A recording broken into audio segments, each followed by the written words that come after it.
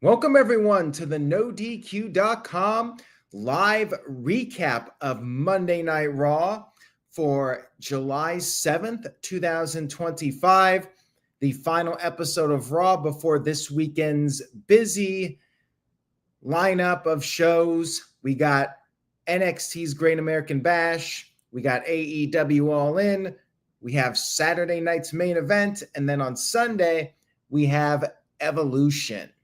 We had some developments leading up to Saturday night's main event and Evolution. Let's talk about it. No Pat McAfee for the fifth week in a row. I don't know when he's returning at this point. He commented on feeling burned out. I suppose it depends on when he's ready to return. The ball is in his court. When he does return, I think they should probably go with a three-man team. I'm not the biggest fan of three-man commentary groups, but Corey Graves has stepped it up. I say do a three-man team with Michael Cole, Pat McAfee, and Corey Graves. Anyways, Seth Rollins and his group, they still don't have a name. They came to the ring for a promo. Braun Breaker talked. He said that he has a vision for a WWE without Sami Zayn. He doesn't like anything about Sami Zayn. He said that Sami Zayn has an expiration date. Then Bronson Reed talked. He talked about how he beat Seth Rollins so bad last year, Rollins brought him in to be part of this new vision. And he said that he would take out Jey Uso. He would tsunami some respect into Jey Uso. Then Paul Heyman talked on behalf of Seth Rollins, said that Roman Reigns doesn't have the balls to come back and step up to them. And then Heyman hyped up the main event, Seth Rollins versus Penta.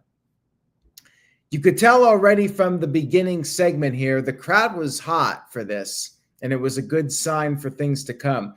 WWE was in Providence, Rhode Island this week. Lots of history in Providence going all the way back. I think they did the 94 Royal Rumble there. A lot of major shows in that building. They got quite the history. We had a backstage segment with the Judgment Day. Somebody had set up, I believe it was Roxanne, these candles for Liv Morgan with a picture of her, but it looked more like a memorial. And Raquel was not too happy about this whatsoever. Then Dominic found out that he had a cake. And the cake said, "Get well soon, Dom." But as it turns out, the cake was from AJ Styles. And then Styles made his one little cameo appearance on the show. He was hiding in this corner, and he peeked out. And he did the "My Eyes Could See You" to Dominic Mysterio. I'm guessing we will be getting that match at SummerSlam, but they haven't really set anything in stone quite yet. We had our first match of the evening, which was Roxanne Perez, one half of the women's champions, versus Kairi Sane, with Raquel out there on ringside, or at ringside. Roxanne was targeting the wrist/arm of Kairi, which had been injured before. And then Kairi made her comeback. She went for her insane elbow, but Raquel pulled Roxanne out of the ring. And then Kairi came off the top with a crossbody onto Raquel. Roxanne grabbed grabbed Kairi, threw her back in the ring, and tried to finish her off, but then Kairi countered the pop rocks and then got the win with the backslide. Match was fine. Afterwards, we had the post-match attack, but then Asuka came out there to make the save for Kairi Sane, and they were officially confirmed as the Raw team for the Fatal 4-Way match this Sunday at Evolution. I believe it's Sol Ruka and Zarya as the NXT team. And then, of course, Charlotte Flair and Alexa Bliss. that looks to be a fun 4-way tag match for Evolution. They have a loaded card, by the way. They have 7 matches, I believe, maybe even 8. I know 7 for sure. More than your typical WWE premium live event. And I think they did a fairly good job putting together the card despite Liv Morgan's injury. And there was more on this in just a little bit. They did confirm that the Kabuki Warriors were in the match. And then backstage, we had American Made with Adam Pearce.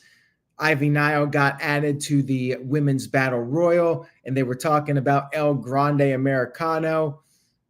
Brutus kind of blown the cover here, saying that it's impossible for El Grande Americano to be back because Chad Gable is hurt. And Julius had to shut him up. We had a video package from Nikki Bella. Nikki Bella is officially in Evolution in the Battle Royal. She said she wants one more moment to prove everything she can do. There you go. Nikki Bella is, in fact, in the Women's Battle Royal, with the winner getting a women's title opportunity at Clash in Paris. Now, I have my prediction for the match, but I'll save that for Thursday night, 8 p.m. Eastern, 5 p.m. Pacific. We'll be doing predictions right here on the No DQ YouTube channel. So stay tuned for that. Sami Zayn came to the ring for his match with Bron Breakker, but he got jumped from behind during his entrance by Karrion Kross, who seems to be getting more and more over with every passing week. Kross used a pipe on Zayn, and the crowd erupted in a "We Want Kross" chant. And during a commercial break, he talked, and he was getting more "We Want Kross" chants. They got lightning in a bottle now with Kross. I'll be damned. After years of him not getting over, it's like LA Knight in 2023. You just can't deny it. And now it's a matter of, what will WWE do? Will they fully capitalize on Kross's momentum now? We had Sami Zayn after the commercial break refusing to back off and cancel the match. He wanted Bron Breakker, and, well, he got Bron Breakker. Bron Breakker beat the crap out of him, ripped off the tape, trash talked, called him pathetic, called him a bum. And Zayn managed to fight back, but then he tried to come off the second ropes, and he got caught midair with a spear from Breakker. Breakker then did his spear outside of the ring, running all the way around. He got Zayn back in the ring, put the straps down, and then hit one final spear, completely demolishing Sami Zayn. And I thought it was great. It really put over Bron Breakker, and Sami Zayn got beat up by Kross, so it didn't really hurt him too badly. He was already brutally attacked. They made Bron Breakker look like an absolute monster here. He's just got it. Like, he is an enigma, this Bron Breakker. I thought this was a great segment. They really put over Breakker strong. Backstage, the New Day were grieving the death of the tag team division. They wanted a rematch against Judgment Day, but then the War Raiders laughed them off, bringing up how New Day previously said teams should not get an instant rematch. Becky Lynch then walked by, and she applauded the New Day. She said it was a great idea for them to get rid of Big E because he is a scumbag. This was Becky's way of trying to get some heel heat. She came to the ring for a promo. She is the women's IC champion. They did confirm Becky versus Bayley versus Lyra Valkyria at Evolution, 3-way match. Becky was venting about this being a 3-way when the other two didn't win a match to get the title opportunity. Then Bayley and Lyra both came down. Lyra just stormed into the ring. She called Becky a raving lunatic. And then Bayley said she should have been IC champion if it wasn't for Lyra. Bayley said she doesn't need partners or any more friends at this point. And then Lyra said Bayley has become just like Becky. And Lyra said she has to rescue the title from these two massive disappointments. And then Bayley responded with quite the line. She said that she watched Lyra win the title and then lose the title and then raise Becky's hand like a little bitch. That led to a fight breaking out, and Lyra got the best of both of them, hitting the Nightwing and standing tall with the championship. Segment was meh. It was okay, but I agree with Jonathan Coachman. Jonathan Coachman was critical of Lyra. You could check out his comments over on No DQ. I thought that she did not come off well compared to Bayley and Becky. She still has work to do on the mic. I'm with Coachman. He basically said she doesn't come off as believable with her promos, and I agree here. But Bayley did a good job here, and Lyra did get the best of them, so I have my predictions set for Evolution. Again, you have to check that out Thursday night, 8 p.m. Eastern, 5 p.m. Pacific. We had a little video package recapping Rusev versus Sheamus from last week's show. This video package made the match seem like it was an all-time classic. So credit to WWE for that one.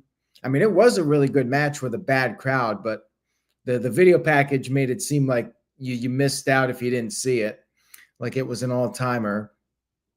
Neither one of them were on this show, by the way. We had a backstage segment. Braun Breaker was a little upset because Karrion Kross did do some damage to Sami Zayn, and Rollins tried to explain that Breaker did his job well. Then Paul Heyman came in and said Sami Zayn will be out of action indefinitely. Next up, we had Jey Uso versus Bronson Reed. It was Bronson's time to try and do some damage like Breaker did to Zayn. Reed did dominate early, but then Jey started to build up some momentum. He took out Bronson with a suicide dive on the outside, and then he super kicked Reed out of a chair that Reed was laid into, one of those announcer chairs. And then Jey went for another dive, but this time Bronson just threw the chair right in Jey's face, causing a disqualification. I feel like I've seen the announce chair thrown before and it's not a DQ. Maybe I'm wrong on that. Who knows? But anyways, it was a DQ, and then Bronson did live up to his promise. He delivered not one, but two tsunamis to Jey Uso, getting the best of him on this show. I feel like we're getting a tag match, maybe for SummerSlam, unless we get Zayn versus Kross. I'm trying to figure out where Roman Reigns fits in, where CM Punk fits into everything. They did tease CM Punk versus Gunther. No CM Punk, by the way, even though fans were chanting for him. We had an LA Knight video package. We got Seth Rollins versus LA Knight for Saturday night's main event. I feel like we will have some answers about SummerSlam this Saturday. We also had a video package for Rhea Ripley versus Io Sky. Neither of them were on this show. I mean, really all you needed was the video. We had El Grande Americano versus Dragon Lee. And Michael Cole was very sus. He brought up how El Grande Americano was now quite a bit taller than Chad Gable. No tattoo by the back of his neck. But, of course, Corey Graves was like, this is the same Americano. El Grande tried to pull off the mask, and then Dragon Lee tried to pull off Americano's mask. It went back and forth here. Lee was able to kick out of a blockbuster from Americano, and then Lee came off the top with a double foot stomp, but Americano kicked out of that. And then Americano loaded up his mask just like before and picked up the win with a headbutt to Dragon Lee. And apparently he learned some German. He had a very familiar voice, but nonetheless, your winner, El Grande Americano, continues his momentum. Now, what happens when Chad Gable returns? Will we see 2 El Grande Americanos? Will we see like 3 or 4 people play El Grande Americano? I'm just wondering how far they can take this and where it'll go. We had Paul Heyman backstage confronting Penta, and then Braun Breaker got in Penta's face. We had a video package for Stephanie Vakir. She is in the Women's Battle Royal, I believe, for this Saturday. Then we had Gunther come into the ring for a promo. He talked about how Bill Goldberg is afraid of him. Goldberg was there, surprise appearance, drove up in his fancy car, and he came down to the ring. He got in Gunther's face. The crowd was hot for this, by the way. Everybody craps on Bill Goldberg, but the live crowd goes nuts for him. And Goldberg dared Gunther to hit him. He knocked the microphone out of Gunther's hands. And Gunther did try to take a shot. Goldberg countered it with a punch of his own, knocking Gunther down. And then Goldberg went for the big spear, but Gunther was able to roll out of the ring and get away. They did a little bit here, very little, but it was highly effective. You know, they kept it simple, didn't complicate it. Goldberg got a good shot in on him, went for the spear. Gunther was able to go away. So now you want to see Goldberg potentially get that spear on Gunther and perhaps win the title. I liked it. It was straight to the point. Segment went by very quickly. They built up hype for the match. I thought it was well done for what it was. We then had our main event of the evening, which was Seth freaking Rollins versus Penta. Pretty good match here to close out the show. Penta way over with the fans. Back and forth competitive match with these two. Penta was going right after Seth Rollins. Rollins, though, gained the upper hand for a bit, did the big frog splash. Penta kicked out of that. And the crowd was chanting for CM Punk. That was the only thing, though. Penta managed to avoid the stomp. He hit the Penta driver, but Rollins kicked out of that. And then Rollins delivered a buckle bomb. Penta basically no-sold it and then hit the destroyer. However, Rollins was able to grab the rope. And then Penta tried to finish off Rollins, but Rollins gave him a headbutt in the lower region, kind of like a low blow, but it was debatable. He could say it was an accident. The referee wasn't sure what to make of it. And then Rollins took advantage of this, finished off Penta with the curb stomp. 1, 2, 3. Rollins builds up momentum for Saturday. They were going to finish off Penta after the match. Rollins had Heyman, who's now the Oracle, by the way. That's his new nickname that Rollins has given him. They had Bronson and Bron Breakker come out there. However, LA Knight appeared from behind in the ring, laying out Seth Rollins with the BFT. Another big crowd pop for LA Knight. And LA Knight posed in the audience. Bron Breakker tried to go after him and just ran into the barricade and just flipped over the barricade, and Bronson Reed had to pull him back. That's how intense Breakker was. But yeah, LA Knight got one in on Rollins before their match on Saturday, and it was a good angle to close out the show. Overall, I thought it was a very good Raw. I think they did a solid job of building up Evolution and building up Saturday night's main event. Some strong angles on the show. Good wrestling. I give it 7 out of 10. I enjoyed Raw. I thought it accomplished what it needed to do to get people hyped up. And I'm liking what they're doing with Seth Rollins' group. I still think they need to be called the Dangerous Alliance. I'm not sure why they're not using that name. I mean, they own the intellectual property. Why not? I mean, they are the Dangerous Alliance as far as I'm concerned. And it was a hot crowd too. Providence was one of the better crowds of the year.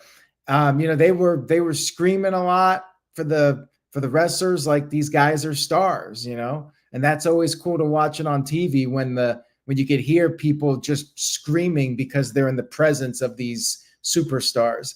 That's how you know you got a good crowd there when these wrestlers get the rock star reactions. I don't think Evolution is going to sell out just because WWE's oversaturating the marketplace. There's a Beyonce concert there, and Evolution probably has limited appeal. Maybe in a different city on its own night, it would have drawn better. But WWE was insistent on trying to stick it to AEW. Shout out to Building Nexus, who sent in a $2 super chat. Thank you for that. I appreciate it. It says, does Karrion Kross versus Sami Zayn remind you of Daniel Bryan and Bray Wyatt? In a way, maybe with the roles reversed, with Zayn being a babyface, Bray Wyatt was a heel and Bryan was the face. But yeah, it's a storyline where Kross is really getting over. And I think that fans have just organically wanted to see him succeed. It is kind of like Daniel Bryan or LA Knight or Zack Ryder or any of these guys where they got talent, but they're just not getting the opportunities, and the fans are wanting to see it, and they start this movement. It is definitely a movement with Karrion Kross. He is the most over he's ever been. Despite years of WWE trying with him and it just wasn't working, they finally got something with Karrion Kross. And I hope they pull the trigger like they did with LA Knight. WWE, they're going to need some fresh stars pretty soon. Cody's been doing well, but all these guys are eventually going to burn out. Cody Rhodes, Jey Uso, LA Knight. There's only so many years you can use these guys as your top superstars. At some point, you gotta bring in some new people and push some new people at the top. And Karrion Kross could become a top babyface at some point. We'll see what happens with Sami Zayn, but I feel like Kross has to go face at some point. The crowds are just dictating it. And at the end of the day, I think WWE has to go with the fans and not fight against them. I mean, in the Triple H era, it seems like they go with what the fans want, and the fans want Kross, and they're cheering him like a babyface. I think that's going to be inevitable, that Kross will turn face at some point once this storyline with Sami Zayn comes to an end. Anyways, guys, thank you all so much for watching the Raw recap tonight. I very much appreciate it. If you enjoyed the video, give me a thumbs up on YouTube and spread the word about the channel. It's going to be a busy week. We got a lot of shows this weekend. I'll be live streaming all throughout the week on the No DQ YouTube channel. Easy access. You can send it to your friend. NoDQ.com/YouTube. That will take you right to the No DQ YouTube channel. So please spread the word. Have a great week, everybody. Take care, everyone. Stay safe. Say yes to No DQ, and I will see you all next time.